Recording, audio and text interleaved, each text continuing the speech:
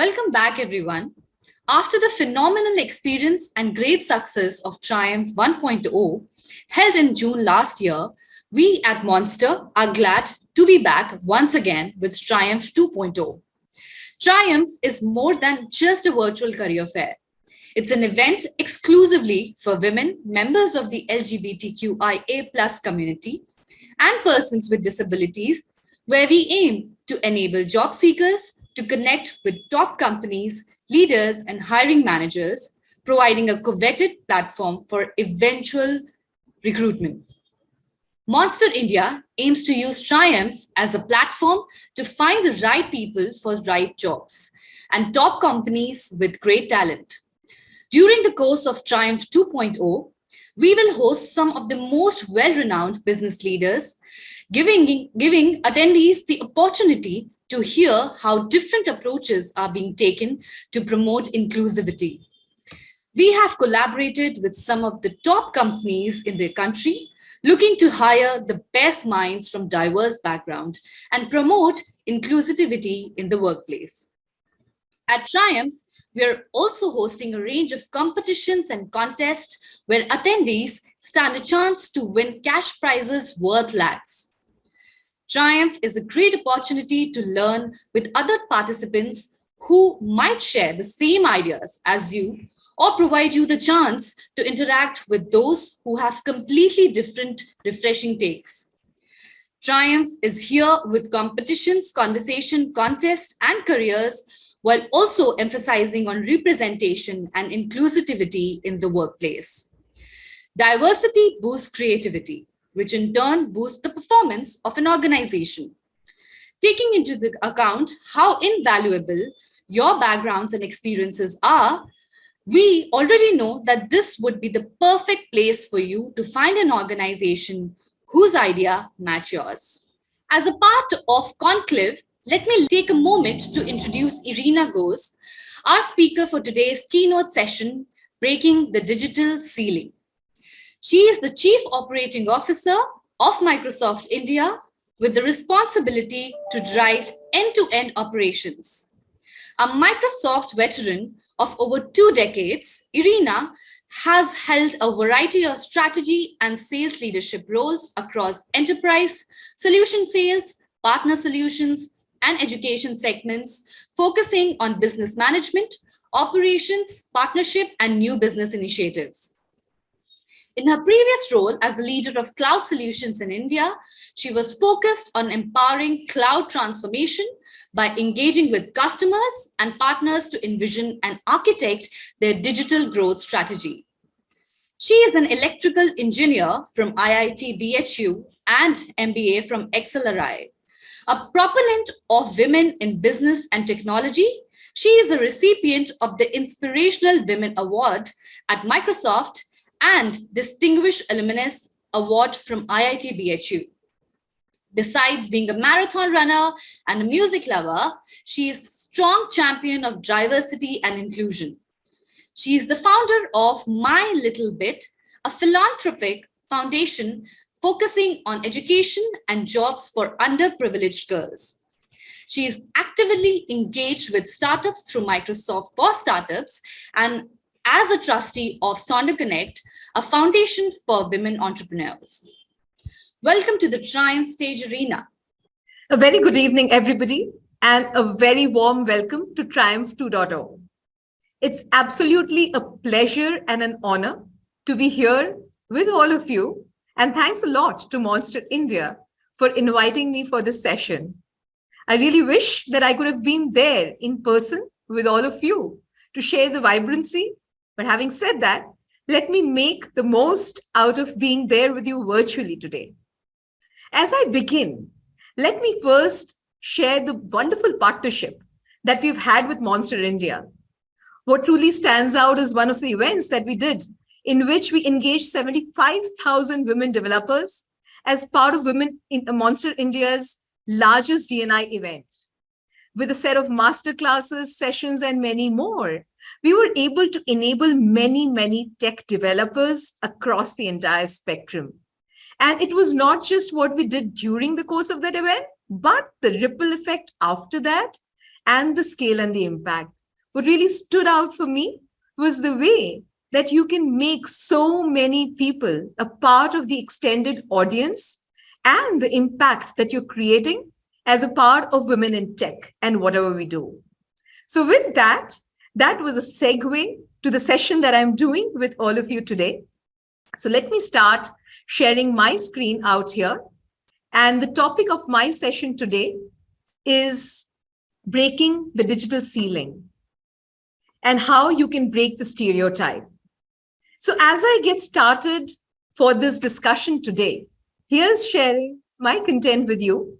And the topic of today's presentation with you is breaking the digital ceiling and breaking stereotypes in tech. Now, let me put a few images for you to set the context.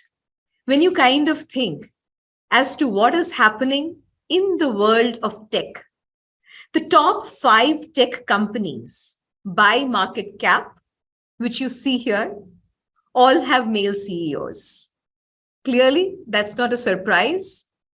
And clearly, that's something which has happened over many years. Now, when you move across to another data point, this is from the Global Gender Gap Report in the 2022 one, which is from the World Economic Forum. Currently, 24% women are in leadership roles in the technology sector. It's not small, but it's clearly not where we all would want it to be. Like we all think that if the fair share of everything in what we've done so far and where we intend going has to be a 50-50%, it's a double of where this figure that you currently see needs to be. I would also want to congratulate everybody out here for the fact that you all have really taken big, bold steps towards coming here. So I clearly see that this generation, this entire audience which is attending this session today will be tremendously invested in what you do for yourselves. But I would also like to call out the responsibility and accountability that you have for the people around you who might not be so privileged as to how you pull them along. And that is where collectively the world would see the figure doubling and us going to a 50% in the entire participation. Now, there are various reasons why the progress has been slow. Number one, careers in STEM. While there's a lot which we've done as a country to foster education for women, the encouragement to foster STEM education as a country, there's a lot more which can be done. We clearly are lagging behind. Right from the stage at which women enter the stream, anxiety, opportunities, etc. are immense. So what we collectively do needs to be way much higher. The second, as we think about it, is the talent pool itself. The talent pool of women who tend to pursue leadership roles drops out significantly from the workforce as they keep on advancing down. Women, as you think about it, at any point of time would be in one of the lanes when you think about the career as possibly a highway. They could be on a fast lane, they could be a mid lane, and they can be in a slow lane. And this also a lot of times is a factor of the career and the work and the life journey, the life stage journey to be specifically, that they would be in. So sometimes at the earlier career stage, you will be on a fast lane. You can take as much as you want on the plate. You can do as much time, effort, and an investment of yourself into it. But at a certain other stage of your life, when you are building your own family, you might have to take a slow lane. Frankly, it doesn't matter in which lane that you are in. The only thing that matters is that you should not come out of this talent pool. Whichever part of the journey that you are in, have it guilt-free and ensure that you are invested in ensuring that you are intentionally thinking of this entire career way ahead and with a lot more intention. And the last part is about the lack of role models. Clearly, there aren't enough role models who are there, which you can see around, who can inspire you, whom you can aspire to be like. I can just give you one example for myself. It's very strange, but I've really not had any women managers in my entire career. But having said that, I have gone across for the shining women managers who've been there around in my organization. I have solicited them to be my mentors. Times when I needed career guidance, times when I needed coaching, times when I was in a little bit of a shambles towards thinking that what should I be picking up next? I just used to approach them. It's also incidental that some of the mentors whom I've had, who've not been, say, mentors who've been sitting across in the room for me, international mentors, they've been women. I've not even met them, but I specifically went and asked for them because of something that you saw on the first slide, which was breaking the ceiling. So I literally wanted to know what have they done in their career to differentiate themselves. They might have had the struggles which I did at this point of time.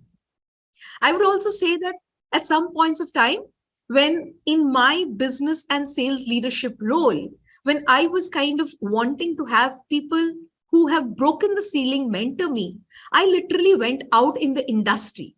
I picked up some women leaders who were leading some of the largest enterprises and sought their help and asked them that, would you mind being my mentor? And they readily agreed. So it was by having and looking out for role models who were out there in the industry, who were out there as coaches, that I looked as creating role models. The dynamics and things have changed a lot from then to now. There are many more role models. For example, in Microsoft itself, the leadership team has a higher leadership percentage of women, which has happened intentionally over a period of time. Role models are not in dearth right now. Going and asking for support now is the critical accountability I think all of us should be having. Now, coming towards the topic of why tech needs women. It's an undeniable reality. And why is it so? Now, let me give you some data points. Companies with more women on board really tend to outperform companies with more men on board. That's statistic. Now, according to a report by Catalyst, businesses which had the most females on an average yielded about 42% greater return on sales, another 53% greater return on equity, and a 66% return on invested capital. There was another report by Credit Suisse Research, which found that companies which had at least one woman on board outperformed with a much better price performance than those without. The report also indicated that larger companies tend to have a larger proportion of women directors. I would say it's frankly a little bit of a network effect also which happens. The minute you bring in a set of women across, they know more women, and then other women are also wanting to join the cohort because they feel comfortable. They feel there's a safety net. There are women around and there's a stronger voice which can be heard. And a lot of times I've heard now, people are making choices of companies to join, especially women, basis the way the leadership, the mid-careers team is showing up, which is a great endorsement of the fact that when you kind of see many more women out there, you have the confidence in what that can do to your career going forward. Now, what does having more women do to the business, right? Number one, it's unequivocally good for the business. So one of the things that we all should realize is that men and women do see things differently. They bring unique ideas to the table. And what does this do? This enables a lot better problem solving. When people look at the same problem with different lenses, different eyes, different personality types, different solutions comes to the fore, which can indeed boost the business performance at an overall level. You would not want to look at the elephant all from the same side and come out with the same solutions. It needs different people to wear different lenses and looking at different parts of the elephant, different parts of the rooms towards saying what can be a best solution to a problem. The other thing that is also there, that because of the diversity of what people can do, it yields across a lot more innovation. Think about it. When product teams come together, when ideas are getting incubated, the audience type, when you have audiences which are both male and female, that lends across to what users would be seeing. So what I will be wanting for a product to be like will be very different from, say, what my male counterpart will be wanting it to be. Now, this literally brings in a lot more ideas towards innovation. This literally lends itself to inclusivity in product designing. We at Microsoft found this in such a quantitative, definitive manner that for everything that we do, as is the norm for a lot of our tech counterparts as well, that we bring this across in the inception stage as well. And finally, having female leaders is undeniably better for the workplace. Why? Frankly, female leaders are very good at engaging employees. One of the Gallup studies showed that female managers are better at engaging employees than compared to their male counterparts. This poll found that 33% employees with female managers felt really engaged at work, while 27% with male managers said the same. So there was a differential. And when this Gallup study was done with female managers, the managers also felt that they felt a lot more engaged, with about 41% of them saying more engaged than 35% of the male counterparts. So this goes on to show that it's frankly a two-way street. The employees felt more engaged, the managers also felt more engaged. Net, when you bring across an equitable proportion of male and female leaders in the organization as a whole thrives. Now, continuing on that, this is on a D&I report, which was done between 2017 and 2021. And this was in Microsoft. The Microsoft global workforce grew about a 46.5%, while the number of women employees grew 67.5% in that same period.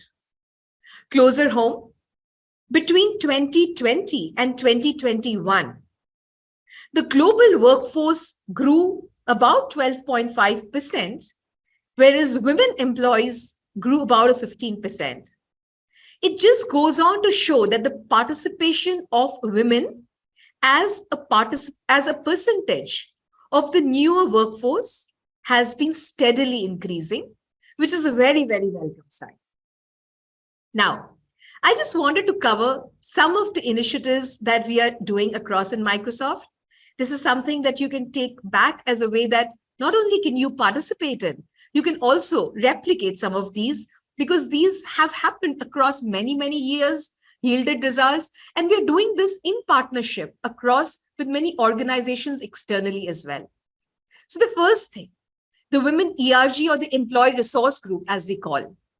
One of the things that we intimately realize is that women, frankly, can create a great cushion and a great network to bring in more women, to sustain women, and to foster the career of women. So as a part of the Women ERG, and this Women ERG is not just women members, we also have male members who volunteer out here to see as to how they can foster the career of women at Microsoft.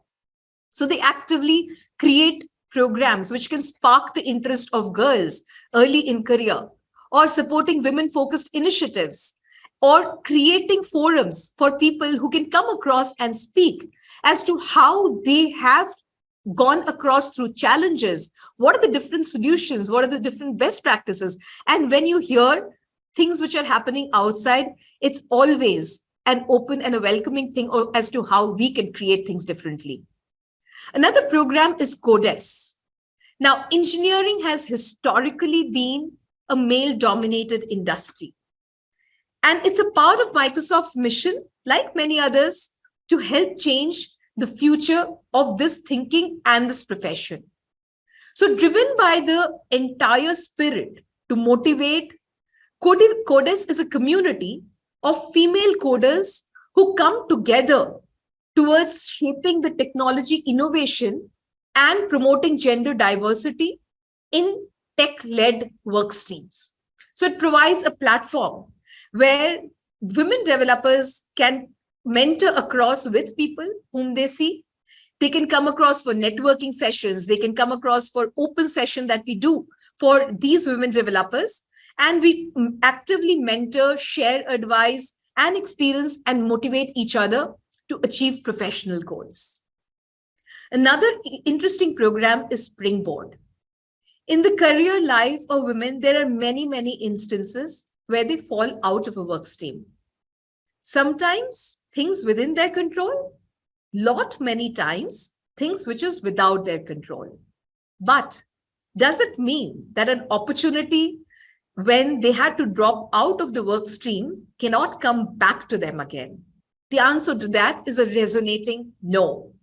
If you frankly had taken a choice towards coming out of a career work stream because of family priorities, there is no saying that you can come back once again when you think you're ready for it. You made a choice and an informed decision then, and you should make a choice and an informed decision of coming back to the workforce once again.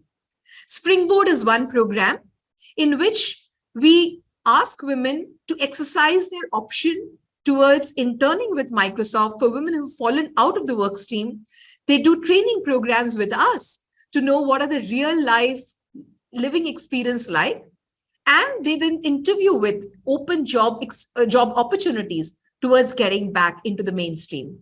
I also do want to call out that when women who want to take up opportunities after a break, it is never easy. It's not been continuous. Your confidence level could be low. Things that you were, in which you had gained mastery at a previous point of time might not be the same now. There's an opportunity to learn.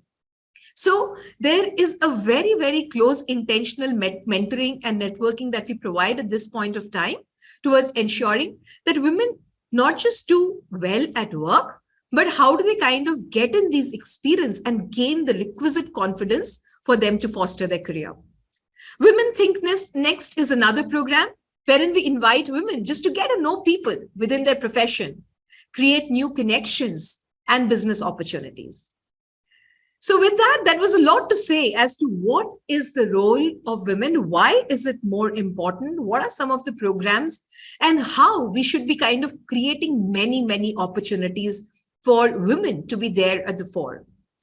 Now, let me jump into the last part of this, that what could be some of the call to actions as you go out of this event. So number one, I would say seize every opportunity. You need to use every opportunity to be bold, to be fearless, and bring your whole heart into the fore. Within this, I would say three things. The first thing is grow. Depending on whichever part of your career you are in, whether you are at the early part of your career, when the flexibilities are a lot more, or a later part of your career when the responsibilities are high, but still you can do a little bit more. My motto in life has been filling your plate much more than what the plate looks like. Frankly, some part will spill from the sides, but it's just an opportunity for you to ensure that you are doing much, much more than the only job responsibility that you've been given. Remember, the role, the designation, the profile is only for you to say what you are capable of. So at any point of time, I frankly have always thought of what is the role plus next that I want to do? And I have filled up my plate with as many things that I can do in the scope of this role towards learning and growing. The second one, I would say, is learn incessantly. Needless to say, career opportunities and things which are coming across are changing, not from where, when I had taken my first career journey, it's changing every 3 years. So learning incessantly is the norm that you literally have to go in for. So invest intentionally and very heavily into your learning experience.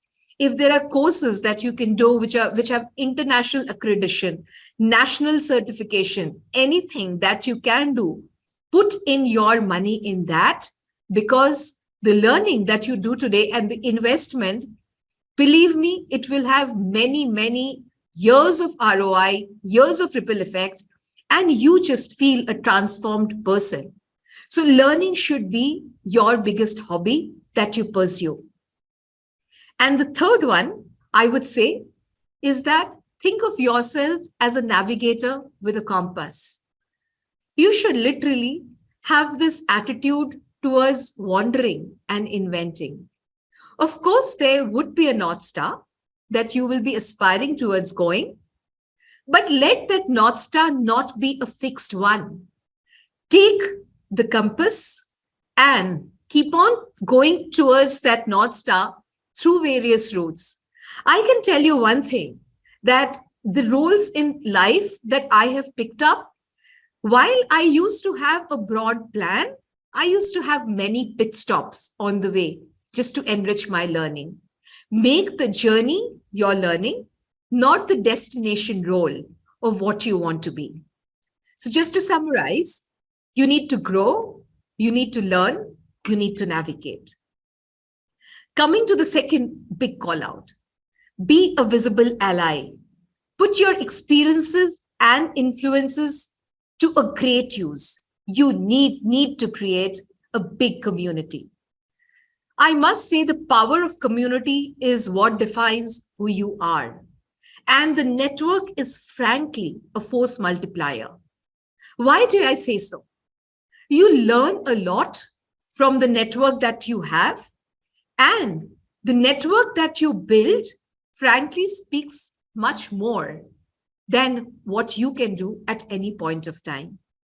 Do not underestimate the power of the network. Now, the ability to create a network doesn't come very easily. But just the way you think about what you want to be in life and you create baby steps towards reaching there, take baby steps towards creating this network for yourself.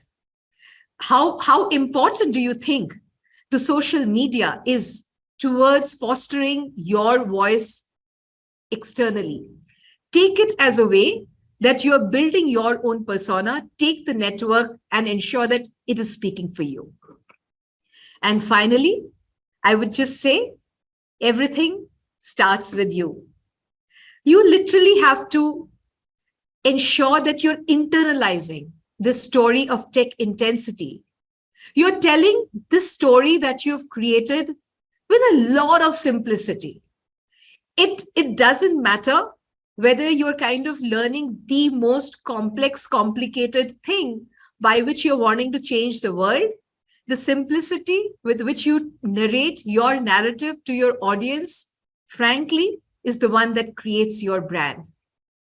Starting with you also means that you need to ask for things in life for yourself. First, you need to do, but just doing doesn't guarantee anything unless you ask for it. Be bold, be vocal, ask for things that can make a difference to your life. Many a times, I do want to say that women kind of tend to shy off towards asking. And the biggest question which lurks in your mind is the fact, am I ready? Believe me, you are ready before you're ready. I would just say that have that confidence in your head because you worked for it for many, many years. You're doing things and creating things. Jump on for an opportunity, ask for feedback if you get it, and shape your journey. The other one I would also say is that look out for non-conventional routes.